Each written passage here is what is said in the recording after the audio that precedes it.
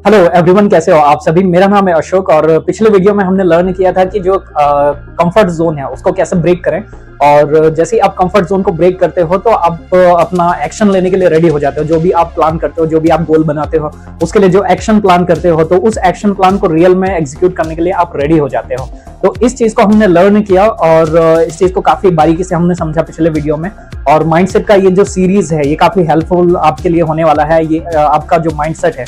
Right, आपका जो winning mindset है वो रेडी करने के लिए ये सीरीज चलाई जा रही है। और इससे होगा क्या कि आपका जो माइंडसेट है, ओके, कि बहुत सारी चीजें आप लर्न करते हैं, आप टेक्निकल्स लर्न कर लेते हैं, आप सिस्टम मैनेजमेंट सीख जाते हैं, सब कुछ मैनेज करना सीख जाते हैं। लेकिन अपने आप को आप कैसे मैनेज करते हैं ये आप माइंडसेट की सीरीज को देखकर ही लर्न कर पाएंगे, ओके। क्योंकि माइंडसेट जब तक का आपका रेडी नहीं रहेगा, आप अपने आप को कैसे मैनेज करोगे, ओके। जिस चीज के बारे में आप जानते नहीं हो, समझते नहीं हो, उस चीज को आप मैनेज कैसे करोगे, क्योंकि आपको पता ही नहीं रहेगा कि चीजें कैसे मैनेज होती हैं, कैसे नहीं होती हैं। जब आपको पता चलेंगी चीजें कि एक्चुअल में जो माइंडसेट से रिलेटेड जो प्रॉब्लम्स है वो प्रॉब्लम्स आपको पता चलेंगी, तो ही उसका सॉल्यूशंस आप निकाल पाएंगे, ओके। तो जब हम कंफर्ट जोन से बाहर निकल जाते हैं, ओके, लास्ट वीडियो में अपने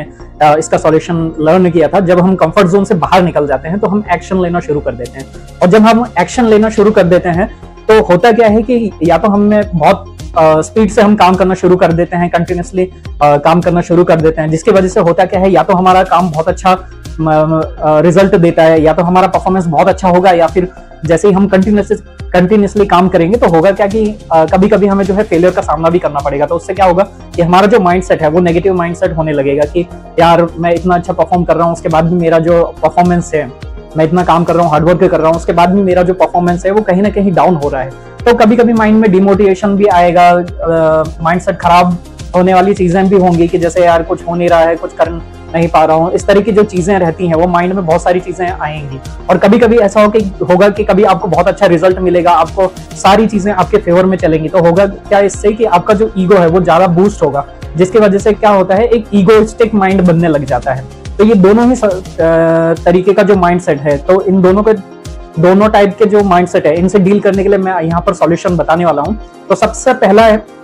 पॉइंट है कि अपना जो ईगो बूस्ट होता है, राइट, यदि आप काम कर रहे हो, परफॉर्मेंस अच्छा आ रहा है आपका, और जैसे आपका परफॉर्मेंस अच्छा होता है तो आपका ईगोइस्टिक माइंड होने लगता है कि आप बहुत बेटर तरीके से कर रहे हो, क्योंकि आप किसी से कंपैरिजन नहीं कर रहे हो, आप अपने आप पर फोकस कर रहे हो। तो अपना परफॉर्मेंस देख कर आपके अंदर एक ईगोइस्टिक माइंडसेट आने लगता है। तो होता क्या है कि उससे परफॉर्मेंस जो है, दूसरे लोगों को जब हम देखते नहीं है वो कितना अच्छा परफॉर्म कर रहे हैं ये हम देख नहीं पाते हैं, तो हमारा जो परफॉर्मेंस है वो कहीं ना कहीं डाउन होने लगता है। एक जब हम पीक पर जाते हैं तो वहां पे हम अपने आप को जो है स्टेबल करने की कोशिश करते हैं, एक इगोइस्टिक माइंड बनने लगता है। तो उसके के सॉल्यूशन के लिए मैं आपको एक चीज बताने वाला हूँ कि जैसे कोई भी अगर कोई अच्छा परफॉर्मर भी होगा तो वो इस चीज को फॉलो करता ही करता है कि जैसे जो भी चीजें, जो भी उसने हार्डवर्क किया है, जितना भी उसको गाइडेंस मिला था, जो भी काम उसे करने के लिए मिला था, या उस काम के लिए जितना भी एक्शन प्लान उसको मिला था, वो कहीं ना कहीं या तो उसने बुक से रीड किया था, या किसी सीनियर से उसने इंस्पिरेशन ली होगी, या कहीं ना कहीं से तो उसको ये गाइडेंस मिला। तो जो भी परफॉर्मर है, जो बड़ा प्लेयर होता है मार्केट में, तो वो क्या करता है कि जितने भी सोर्सेस हैं जहां से उनको इतनी सारी जानकारी मिली है, इतना मोटिवेशन मिला है, इतना गाइडेंस मिला है, तो उस चीज के लिए वो हमेशा ग्रेटिट्यूड फील करते हैं। ग्रेटिट्यूड मीन्स कि आपने जहां से भी जो भी चीज हासिल की है, जहां से भी जो भी चीज आपको मिली है, उस चीज के प्रति आप एहसानमंद दिखाते हैं कि आप उस चीज के लिए कितना ग्रेटिट्यूड फील करते हैं कि ये आपका अकेले आपने कुछ नहीं किया है, आपके पीछे काफी सारे आपके फ्रेंड्स ने आपको हेल्प की होगी, किसी समय में आपके किसी सीनियर ने आपको हेल्प की थी, किसी सिचुएशन ने आपको हेल्प की थी। तो इस तरीके से हर तरह जो भी सिचुएशन अपनी लाइफ में बनती है वो किसी न किसी रीजन से बनती है, या किसी न किसी का सपोर्ट होता है। तो उस चीज के लिए यदि हम ग्रेटिट्यूड फील करते हैं तो जो इगोइस्टिक माइंड है वो कहीं ना कहीं शांत हो जाता है, या वो माइंडसेट जो है हमारा बनता नहीं है, ओके। और जो ग्रेटिट्यूड वाला माइंडसेट है, इससे हम हर चीज के लिए ग्रेटिट्यूड फील करते हैं कि सिचुएशन, हमने पहले खराब सिचुएशन भी देखी, अच्छी सिचुएशन भी देखी, और जो अच्छी सिचुएशन बनी वो खराब सिचुएशन की वजह से ही बनी है, तो उस खराब सिचुएशन के लिए भी हम ग्रेटिट्यूड फील करते हैं। तो यहाँ पे हमारा जो माइंडसेट रहता है वो बैलेंस्ड रहता है, और अपना जो परफॉर्मेंस रहता है वो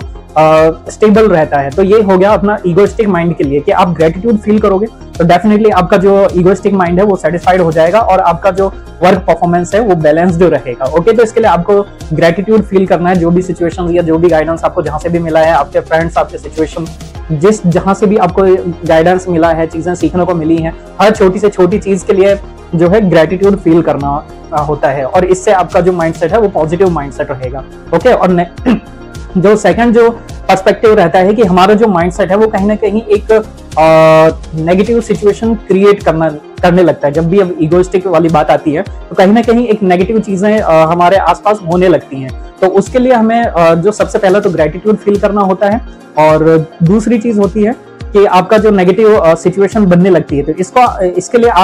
आपको कंटिन्यूअसली इंप्रूवमेंट करना होगा। जैसे नेगेटिव सिचुएशन कब आती है, जब अपने आप को जब परफॉर्म आप करते हो किसी भी फील्ड में और उसमें आप इंप्रूवमेंट करना बंद कर देते हो, तो वो सिचुएशन माइंड में एक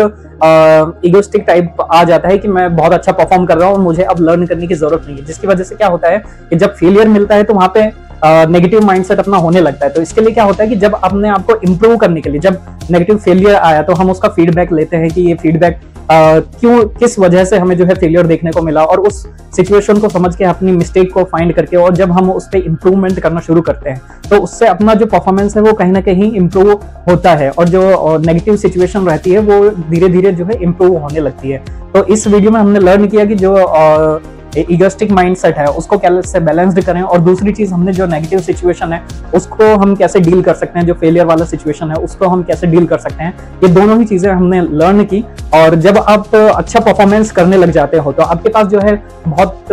काम करने के लिए बहुत सारी चीजें रह जाती हैं। आपके माइंड में बहुत सारी चीजें आती हैं कि यार मैं ये काम भी कर रहा हूँ, वो काम भी कर रहा हूँ, आपके पास बहुत सारी चीजें हो जाती हैं। तो टाइम का कहीं ना कहीं टाइम और प्रायोरिटीज वाली जो चीजें रहती हैं वो कहीं ना कहीं मिस होने लगती हैं। तो जो दूसरी प्रॉब्लम इसके बाद आ सकती है वो होता है टाइम मैनेजमेंट और प्रायोरिटीज की, कौन सी चीज को हम प्रायोरिटी में रखें और कौन सी चीजें बाद में रखें। तो ये चीजें हमें जो है इससे निपटने के लिए अगले पार्ट में, माइंडसेट के अगले पार्ट में मैं आपको एक्सप्लेन करूंगा कि टाइम मैनेजमेंट और प्रायोरिटी वाली चीजों को कैसे मैनेज करना है। अब आई होप कि आपको काफी सारी चीजें लर्न करने को मिली होंगी, और बाकी हम नेक्स्ट वीडियो में हम बाकी की चीजें लर्न करेंगे। ओके, तब तक के लिए धन्यवाद।